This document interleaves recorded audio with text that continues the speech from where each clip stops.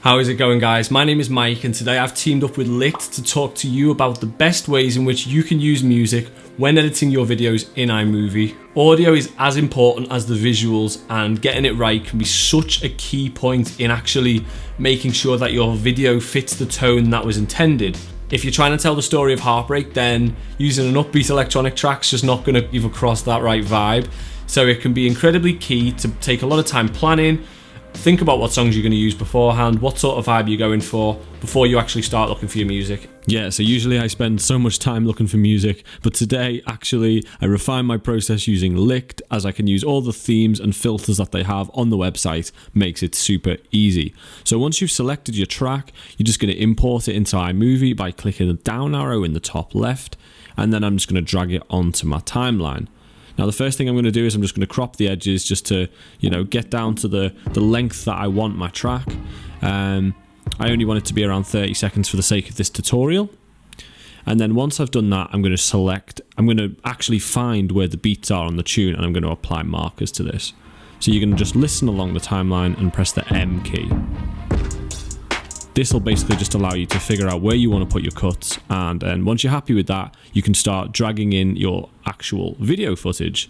This will basically sync up your footage to the cuts themselves, so that your edit will be flowing along to the beat.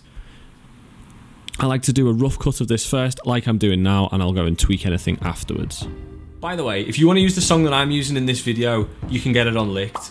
Licked is a chart music licensing platform that basically allows you to download chart music, popular songs, for use in your videos claim-free. You can get discount on your first track if you click the link in the description. Alright, so back in iMovie now. The next thing that I like to do is actually fade in and out the track. Super simple, just applies a transition.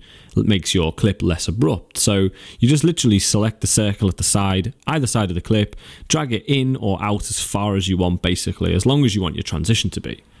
Once I've done this and I'm happy with that, I'm going to come in and just check my audio levels and my volume, basically. So if you click the little speaker above your basically video preview, yeah, you'll get these levels, and you can adjust the percentage of your audio.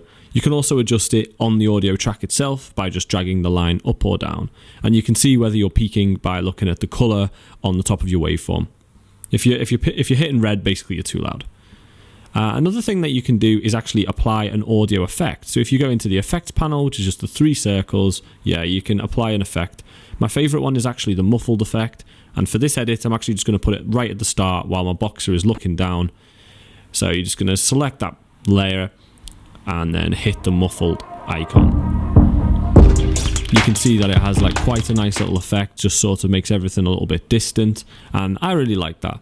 Another thing you can do is actually fade the audio on the video clips themselves, and you just do this the exact same way as you would fade any other audio track. Just drag the circle at the start and the end. If you want a little bit more play with your audio layers, you can actually detach them from the video. I like doing this as I like to fade in or out my audio before the actual clip comes in. It's quite nice, and it can sometimes make your audio, your mix, a little bit less harsh. Finally, if we have a listen back, you can see what I've done.